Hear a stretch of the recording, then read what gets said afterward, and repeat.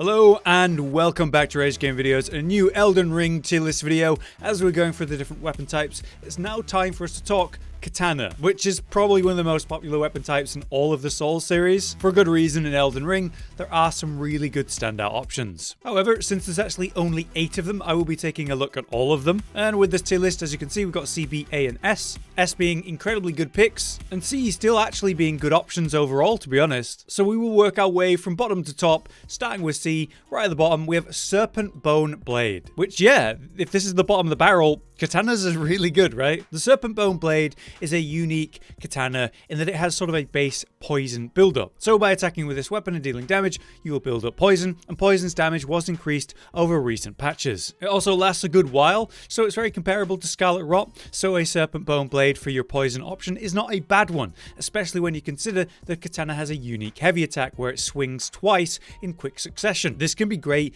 in any trade scenario or PvP, where you're looking to get multiple hits and suddenly build up poison. A basic combo into that sudden double attack strike of the heavy can be really good for that. And it's also a very cool looking katana in general. Why it's lower on the pack though is ultimately down to the potential of the weapon. Its AR is obviously going to be lower considering this poison aspect to it, and while poison is nice enough, it's also not the most damaging aspect of status that you could consider. Of course, there are other things like bleed that are always going to be immediately much more effective. Still, poison is in a much better place than it used to be, and I do like this weapon, and I actually think that unique double strike heavy is really good. It'd be cool if it was on other weapons. So while I consider this a C tier pick, I still consider it a solid option. The other C tier pick for me is the Meteoric Ore Blade, which is another cool one because it has sort of gravity aspects to it in its Ash of War where you slam down and pull enemies towards you.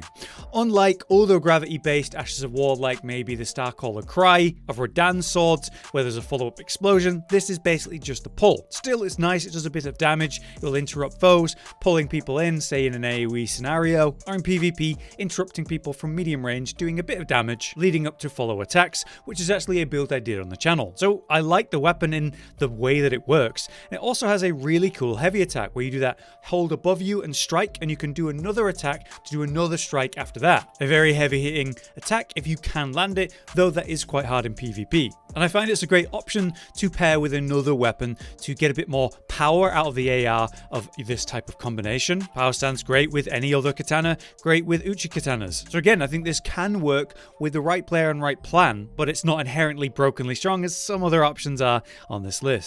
A katana I consider above these two in B tier then is the Dragonscale Blade. This was actually buffed in 1.07 in a pretty major way. They took the Ice Lightning Sword, which is the Ash of War, and this awesome katana where you strike with lightning and then lightning power up your weapon. It's really unique, really cool, and was dishearteningly quite weak for a long period in Elden Ring's life. After that buff though, things have changed. You see, the attack power of that Ash of War has been pretty respectably increased. The duration of the buff of the lightning was improved, and the attack power gain that lightning gives you even further improved. Also, they helped with the recovery of that, so you're able to use this Ash of War more aggressively and not get caught out. So we gave this weapon a try in a build recently, and honestly, works really well. Not only does it look and feel really cool, but it is indeed effective. Ultimately, you have physical damage. It's a katana with a great katana moveset. You've got the ice and lightning aspect as a combo. If you pair that with any fire, such as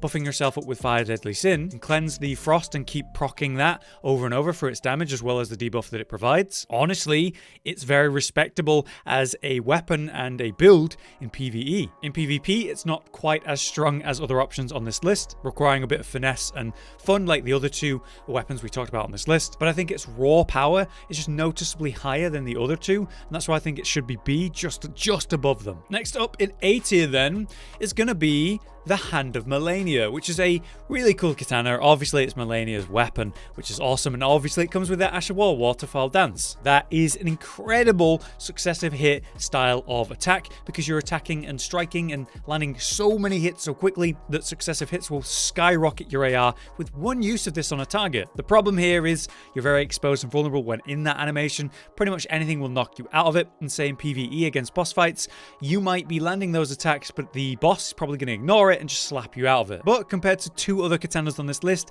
its scaling is lower, so its AR potential as just a katana is lower, and you're not able to do fun things like go occult or bleed to skyrocket that aspect of this weapon. The power of it really relies on the Ash of War, and the usage of that Ash of War can be awkward depending on what and when you're fighting. Still, the potential is there, and that's why I think it deserves an A tier. Next to it, just an A tier then, is going to be the Uchigatana. This one is a very versatile weapon with better scaling than Hand of Malenia, and while it does have the downside of being a shorter weapon, so shorter range, ultimately you can do a lot of things with this, whether you want to go to a bleed build, an occult build. You could pair this with the Serpent Bone Blade and do like a poison thing. You could pair it with a Meteoric or Blade and go for that. Just using them as seppuku sticks is obviously going to be ridiculously effective. This weapon baseline is very effective, and I'd argue it's the strongest starting weapon out of all the starting classes. Speedrunners will use this weapon because it comes with a starting class, and it'll end up being very useful and important through a chunk of that speedrun. So it is indeed a very good option, but it is ultimately limited to A tier because I believe the Nagakiba, its comparison, is just one for one better. Only downside of the Nagakiba compared to the Uchigatana is the weight. The Nagakiba is slightly heavier on the weight, and therefore also requires a tiny bit more strength. But overall, you're looking at the same weapon, the same moveset, the same possibilities and utility in all the different ways you can run different ashes and buffs and affinities and so on, except the Nagakiba is longer. Much like the Hand of Malenia, it has much better range to its base moveset, and that allows for much better use in both PvE and PvP. Of course, it matters more in PvP, where spacing and trading is really important, so having the greater range and affecting your ashes that you might be using, that's huge. And in PvE, you can always just press yourself against a boss, but having better range gives you a little bit more options, and so it's usually the better option to have a longer weapon. So between the two, the Nagakiba is the better option in my opinion, and I do believe the Nagakiba, for all its utility and power and scaling possibilities, it is deserving the S tier. Much like Moonveil, which I believe is still in a really good place. It is basically the same length as Uchigatana or the other Serpent Bone Blade or Meteoric All Blade, but it comes with pretty much one of the strongest Ashes of War in the game for what it does. You get to do the Unsheathed Ash of War, which is awesome, except it's enhanced by that magic kind of arc. Now, if you use a light attack, it's a sort of horizontal arc. You could cleave or hit multiple targets with that in AoE, or you can do the better heavy attack, which is a vertical strike down, dealing much more damage and having mostly the same range. It's just vertical, so it can't catch multiple targets quite as well. However, as you can see in PvP, to this day, it's absolutely outrageously effective. Entirely relying on the Ash of War alone, you will be able to carry yourself through a whole playthrough or PvP with just that. One of the most popular, if not the most popular, weapon in the game at the launch. At the time, it was brokenly strong and has been knocked down multiple pegs since then, but I still believe it stands in a really good place at this time. One of the best intelligence weapons in the game still, and certainly one of the best katanas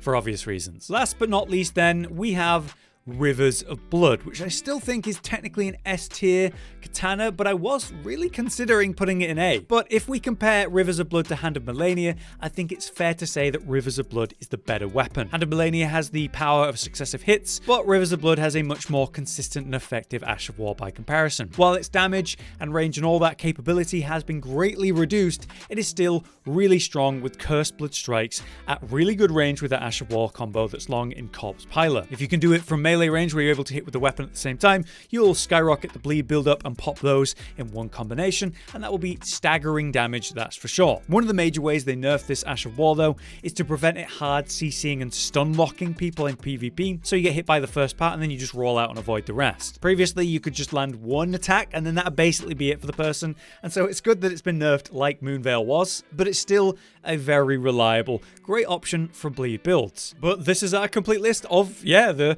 small selection of katanas that are in the game, but all of them are really cool and really effective in their own ways. I hope that we do see some more in the DLC, but this is definitely a winning weapon type for its variety and options that you have. Let me know your thoughts though if you would place anything different, and if you have a suggestion for a different weapon type tier list next week maybe, then drop that in the comments. For now though, I've been Hollow, you've been you. Thanks for watching, we'll see you next time. Josh, Cotton, and Hollow with the videos, dropping the humor like a hammer on your tippy toes, bringing entertainment on a daily arrangement to take our insanity and turn it into entertainment. Yes, I said entertainment twice, to reiterate that it is nice to look into your faces on a mostly daily basis when you let us in your homes to make the whole world a stage. Goodbye.